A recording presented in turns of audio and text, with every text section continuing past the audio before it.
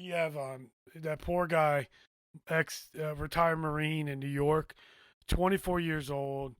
They had a gentleman that was on the subway that had a history. He was arrested 42 times for hitting people. He was on the subway hitting people. So that he wasn't the only person to detain them. There was another few people that were a part of that have not been brought into public or anything. And the guy just surrendered today. To put this in context, it's the 12th of May, 23, and he just surrendered to police today. And he put him in a chokehold. He was laying on his back, holding the guy. I mean, he had no intention in, you know, hurting the guy. He was trying to prevent him from hurting some other people. Right. I guess not to go on a tangent on this a little bit, but I did have a conversation with someone where they're like, well, you could have just let it go. You could have let him up.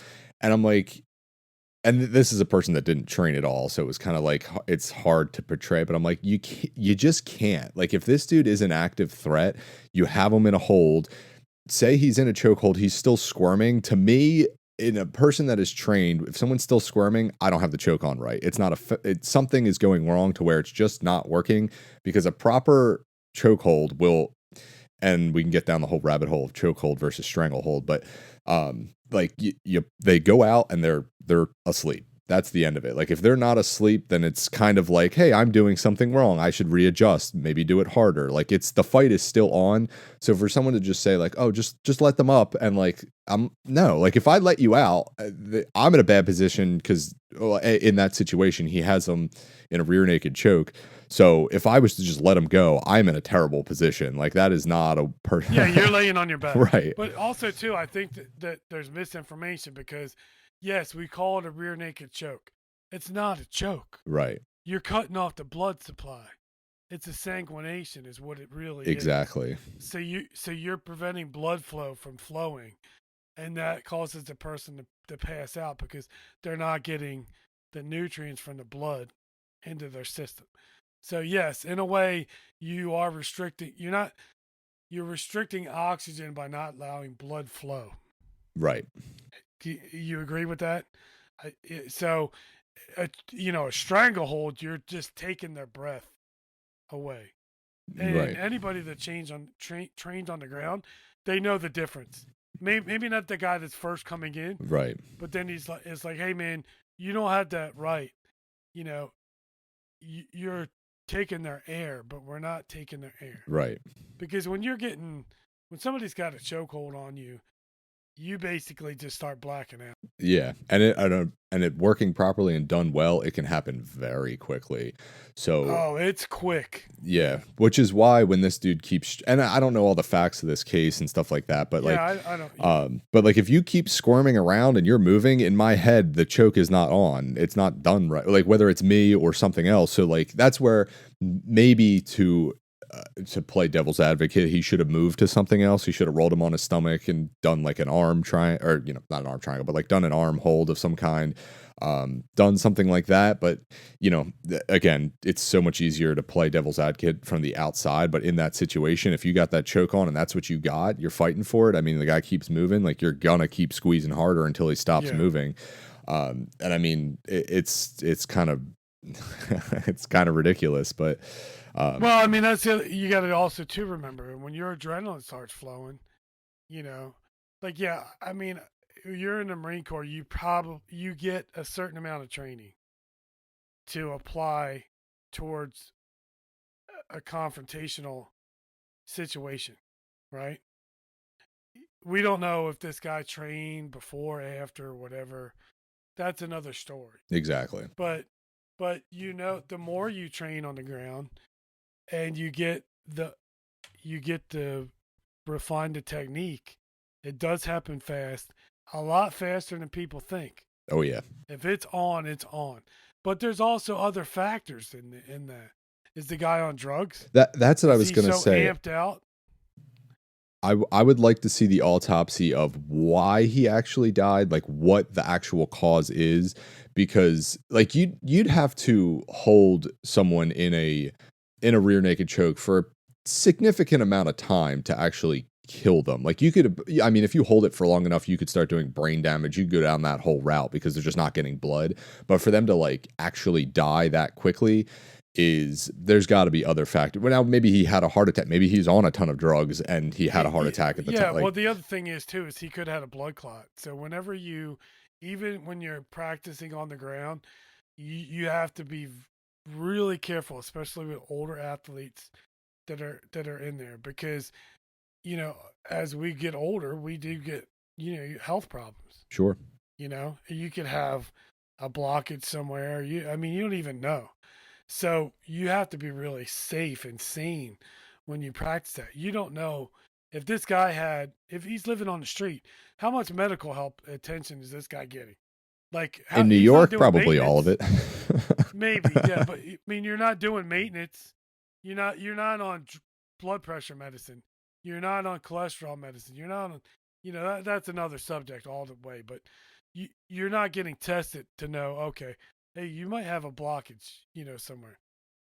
The the reduction in blood flow could unleash something that's gonna flow into the heart. I mean, that's I mean, the way, at least, again, going off of the laws that I know in New Jersey, because that's where I live, I and I feel like this should be everywhere. Like it is, the dude is attacking someone. The onus is not on the defender to worry about that person's life. Like if I have to do what I got to do, and that, and now again, this comes with the caveat of like if I'm sitting there stomping its face into the dirt, different. But in this particular situation, he's trying to restrain this individual from hurting, whether it was him, again, I don't know the facts, whether it was hurting this Marine or hurting other people, and then he dies. Like, kind of not my problem. Like I didn't do anything in excess that would have warranted like extreme force. Like he was in a chokehold and the guy died. Like that's not really, in this situation, coming from a guy who probably, I don't know if he had friends around, but if I was in that situation, I would think I'm all by myself. So I wouldn't go to the ground, but that's a different story. But like it's just, you can't worry about those types of things when you're in that situation. And there's so many factors to worry about. I'm not thinking, what if this guy dies? I'm thinking I need to defend myself. So well, I yeah, gotta do what you gotta exactly. do. So I want to bring up a point though. It's funny that we're talking about this because being a being a striker to my essence and to my core, when you go to grappling school, that's specifically just grappling. Because I wanted to increase my skill set. We have grappling in art, but we don't go to the nth degree of a BJJ school. They call it the gentle art, right? Because the assumption is you can control somebody. But when I look at this and this guy getting in trouble, do you think knocking the guy out would have been a better choice? Yeah, I mean, because then you could have the whole. We've had conversations at length about the what if game, but Yeah, I know, but yeah, and also too, yes, you can knock the guy out.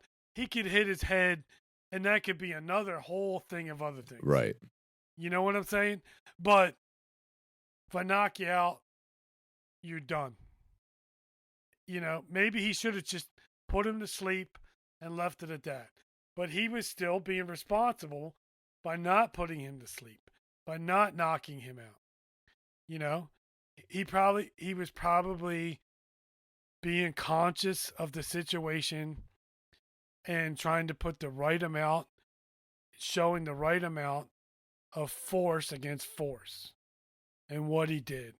And I think that when it comes down to it, that's probably going to come out that way. Yeah, that's the thing. I don't know really all the facts, so I have to dig into it and find out more. I mean, even if we go read the facts, depending upon the source of the facts, you're not going to know. You're going to get several sides of it. We can only go off of what we see as martial artists, self-defense practitioners. Right. And knowing the ground game, knowing the stand-up game, and knowing how they work in a self-defense situation. But the guy was definitely hitting, so he neutralized the guy from hurting other people. So I mean, and I think that was the major intention. I think he showed it. And again, anyone who trains knows that a rear naked choke is not an excessive amount of force whatsoever. Like being kind, really.